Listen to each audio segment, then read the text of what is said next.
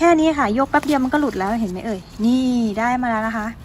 มันก็จะได้กิ่งประมาณนี้ค่ะเห็นไหมคะความยาวประมาณ1 คืบอย่างที่ก้อยบอกพอดีเลยวัดให้ดูนี่ชุบเห็นไหมคะสวัสดีค่ะคลิปนี้นะคะก้อยจะมาแชร์วิธีการเพาะยอดมันหวานค่ะวิธีเพาะแบบคนญี่ปุ่นเพาะแล้วมียอดมันเยอะมากนะคะมันเทศลงหัวดีมากด้วยและสามารถปลูกได้หลายๆช่วงค่ะแต่ก่อนจะไปชมคลิปนะคะฝากกดไลค์กดแชร์แล้วกดติดตามให้ก้อยด้วยค่ะเพื่อเป็นกำลังใจในการทำคลิปนะคะ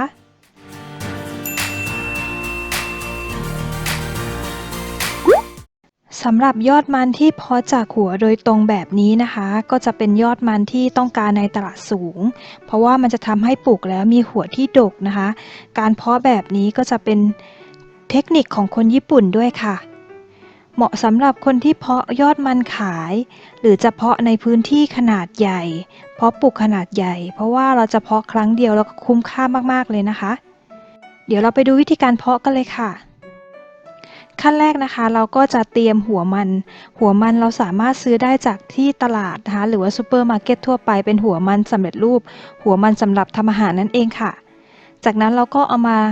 ทำการล้างให้สะอาดแล้วก็ผึ่งไว้นะคะใครที่เพาะในกล่องที่มีความชื้นก็จะทำให้มีตาออกมามีรากออกมาได้ง่ายๆนะคะ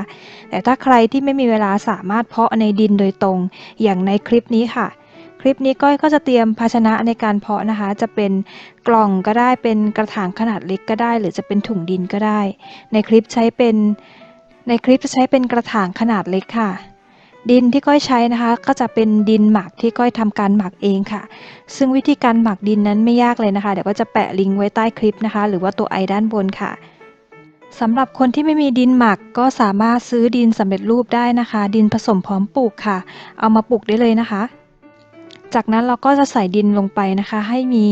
ความสูงสักประมาณ 60-70%ขั้นตอนต่อไปง่ายมากๆเลยนะคะเราก็จะเอาหัวมันนะคะวางไว้ให้ท่วมประมาณ 50% ของหัวมันในลักษณะตามรูปเลยค่ะเสร็จแล้วก้อยก็จะใช้เป็น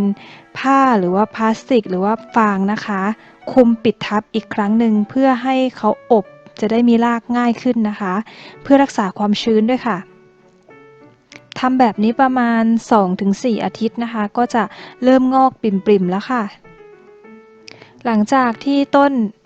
มันเทศเรางอกเรียบร้อยแล้วนะคะเราจะยังไม่ให้ปุ๋ยนะคะเพราะว่าปุ๋ยจะอยู่ใต้ดินอยู่แล้วมันเทศก็จะดึงปุ๋ยจากดินที่เราผสมนะคะไปใช้ในการเจริญเติบโตจะมีใบจริงอย่างน้อยประมาณ 4-5 ใบนะคะหรือว่าความสูงสักประมาณ 5-10 เซนค่ะเราก็จะเริ่มให้ปุ๋ยในครั้งแรกสำหรับปุ๋ยที่ให้นะคะจะเป็นปุ๋ยคอกปุ๋ยหมักหรือว่าเป็นปุ๋ยที่เราทำเองก็ได้ค่ะลดราดลงไปในดินนะคะใช้ปุ๋ยได้ทุกวันนะคะถ้าเป็นปุ๋ยที่เราผสมแบบเจือจางค่ะลดราดลงไปเหมือนการรดน้ำปกติเลยค่ะสำหรับเกษตรกรชาวญี่ปุ่นนะคะก็จะเพาะในแปลงปลูกแบบนี้นะคะหรือว่าเพาะในกระถางแบบนี้แล้วค่อยตัดกิ่งออกไปขายค่ะโดยลักษณะกิ่งพันธุ์ก็จะมีด้วยกัน2แบบด้วยกันค่ะแบบที่1จะขายแบบกิ่งพันธุ์อย่างเดียวนะคะกิ่งพันธุ์ที่จะขายก็จะมีความยาวอยู่ที่ประมาณ 15-20 เซนติเมตรต่อกิ่งค่ะกิ่งก็จะมีขนาดตามในรูปเลยนะคะเสร็จแล้ววิธีการขายเขาก็จะมัดรวมกันเป็นกำขายกำละประมาณ300-500 เยนนะคะก็ประมาณ 90-100 บาทขายประมาณนี้เลยค่ะแล้วเกษตรกรที่ซื้อไปก็จะต้องเอาไปปลูกนะคะในดินหรือว่าในกระถางต่อแล้วแต่ว่าเพื่อนๆจะต้องการปลูกแบบไหนนะคะยอดพันธุ์นะคะเราสามารถเพาะเองได้นะคะเพาะจากหัวมันนะโอเคเสร็จแล้วก็นอนค่ะนอนแบบนี้ค่ะนี่จากนั้นก็เอาดินถมนะคะ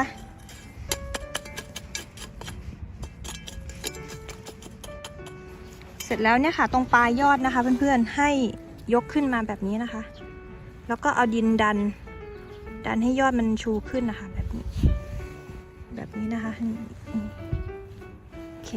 เนี่ยค่ะถุงที่ใช้ปลูกหรือว่ากระถางเนี่ยควรจะเป็นกระถางที่ใหญ่สักนิดนึงนะคะแล้วมันเทศนะคะเขาจะต้องใช้ในการสร้างหัวเนาะก็ใช้ประมาณ 14L นะคะกิ่งที่ดีก็จะเป็นกิ่งที่อย่างที่ก้อยบอกคือข้อตาสั้นนะคะข้ ข้อตาสั้นแต่ละข้อตาแล้วก็มีความยาวอย่างน้อย20เซนนะคะจากนั้นเราก็จะทำการปักชำลงไปให้มันตะแคงนะคะตะแคงสักประมาณ45องศาลงไปใต้ดินนะคะให้ลึกประมาณนี้ให้ข้อตาทั้งหมดนะคะลงไปประมาณอย่างน้อย5ข้อตานะ1 2 3 4 5ก็คือฝังประมาณนี้ลงใต้ดินทั้งหมดเหลือยอดหน่อยนึงนะคะแค่นี้เองนะคะเสร็จแล้วก็รดน้ำปกติแล้วก็ปล่อยทิ้งไว้ให้เขาเจริญเติบโตนะคะส่วนแบบที่2ค่ะก็จะเพาะแบบเป็นต้นกล้าพร้อมปลูกพร้อมลงดินเลยนะคะแบบนี้จะมีลักษณะความยาวอยู่ที่ประมาณ7-15เซนติเมตรนะคะแล้วก็จะมาพร้อมกล่องเพาะ1กล่องเพาะก็จะมีอยู่หลายแบบนะคะจะขายเป็นเซตหรือจะขายเป็นต้นก็มีค่ะแล้วก็จะเป็นต้นที่มีพร้อมรากเลยนะคะพร้อมดินจะอยู่ที่ประมาณ200 เยนถึง600 เยนนะคะประมาณ60 บาทถึง300 บาทแล้วแต่เซตแล้วแต่ขนาดความยาวความสูงของต้นด้วยค่ะถ้าเพื่อนๆท่านไหนที่เพาะต้นกล้าของมันเทศแล้วนะคะแล้วมันยังไม่มีที่ปลูกหรือว่าเตรียมแปลงยังไม่เสร็จเราสามารถเอาต้นกล้าของมันเทศเนี่ยเอาไปปักชำให้มันเกิดเป็นรากก่อนนะคะแล้วจึงนำไปปลูกในตอนที่เราเตรียมแปลงเรียบร้อยแล้วเพื่อรอเวลาก็ได้นะคะซึ่งมีเทคนิคการปักชำแบบง่ายๆเลยค่ะขั้นแรกเราก็จะหาลักษณะกิ่งพันธุ์นะคะก็คือยาวสักประมาณ1คืบแบบนี้นะคะเนี่ยวัดเอาเลยอันไหนได้ยาวประมาณ1คืบก็เด็ดเลยนะคะเด็ดโดยเด็ดตรงโคนให้ขาดนะคะติดรากมาด้วยก็ไม่เป็นไรนะคะเพื่อนๆเดี๋ยวก็จะพาทำนะเนี่ยค่ะก็จะเอากิ่งยาวกิ่งนี้นะคะนี่เห็นไหมมันงอกออกมาประมาณนี้นะคะนี่ตอเขาอยู่นี่นะคะแล้วก็ใช้มือของเรานะคะเด็ดเลยเด็ดโดยให้ติดตอข้างล่างทั้งหมดเลยนะเพื่อนๆจะโยกก่อนนิดหน่อยแบบนี้ก็ได้นะเนี่ยเห็นเนี่ยค่ะแค่นี้ค่ะโยกแป๊บเดียวมันก็หลุดแล้วเห็นไหมเอ่ยนี่ได้มาแล้วนะคะมันก็จะได้กิ่งประมาณนี้ค่ะเห็นไหมคะความยาวประมาณ1คืบอย่างที่ก้อยบอกพอดีเลยวัดให้ดูนี่ชุบเห็นไหมคะก็จะเอากิ่งนี้นะคะไปปักชำเพิ่มค่ะเพื่อให้ได้กิ่งพันธุ์รอเวลาที่แปลงสมบูรณ์นะคะขั้นตอนในการเตรียมแปลงเพื่อนๆก็ทราบอยู่เนาะมันใช้เวลาประมาณ2 อาทิตย์นะคะบางครั้งก็14 วันก็ประมาณครึ่งเดือนนะคะเพื่อจะให้แปลงนั้นนะคะไม่มีเชื้อราแล้วก็เป็นแปลงที่ดีก็ต้องเตรียมแปลงไว้แต่เนิ่นๆนะคะก็จะใช้เป็นภาชนะขนาดคือเอาพอประมาณค่ะไม่เล็กไม่ใหญ่จนเกินไปแล้วก็จะใส่ดินค่ะใส่ดินให้ท่วมเต็มเลยนะคะแล้วก็รดน้ำให้ชุ่มนะคะเราวางไว้ในภาชนะที่มีที่รองอันนี้ก็ใช้เป็นถาดโฟมนะคะเนี่ยค่ะ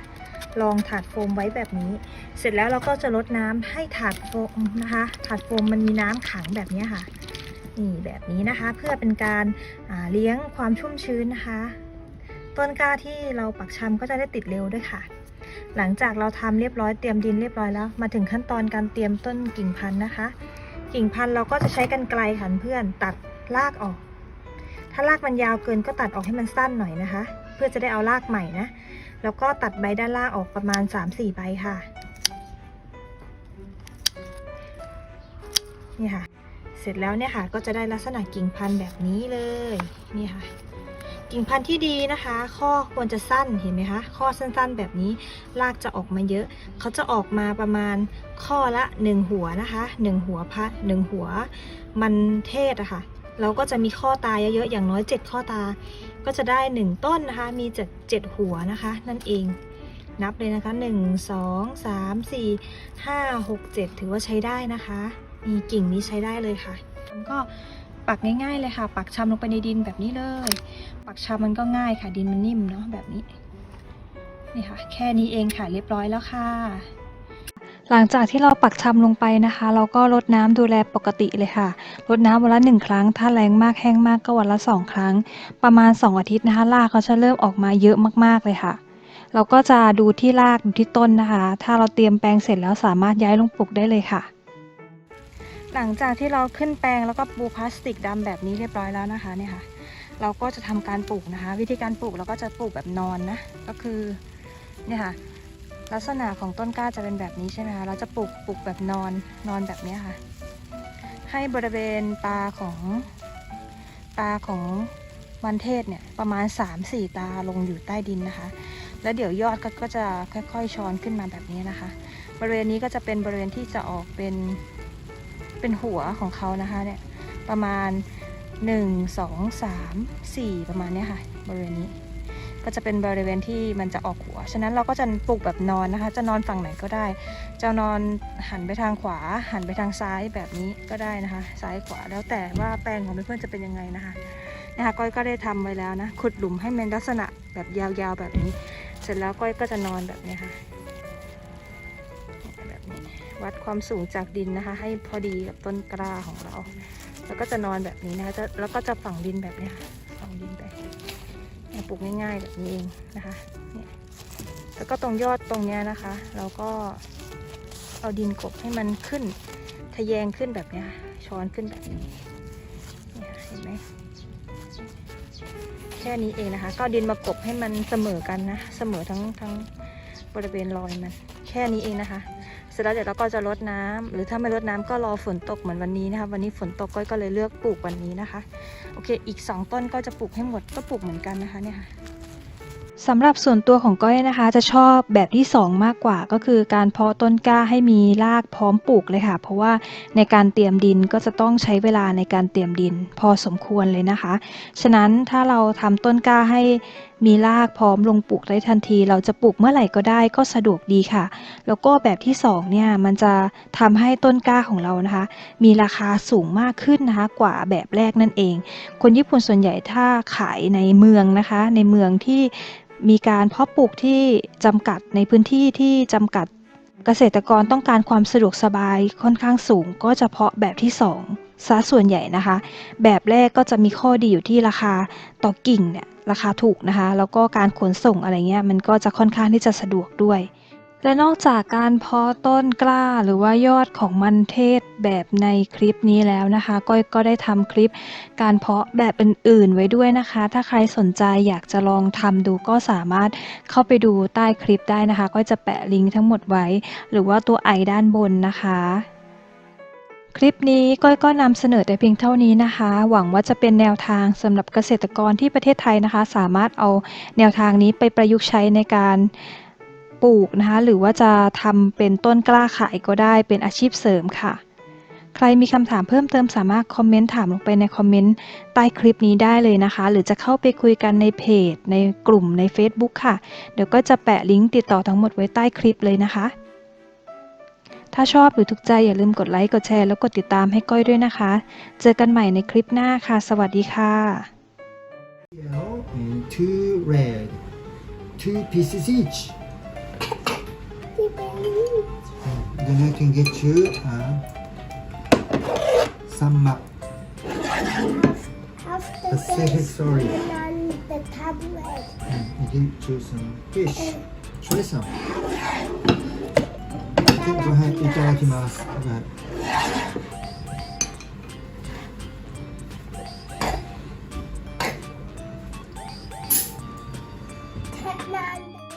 ฝากกดติดตามเพื่อเป็นกำลังใจ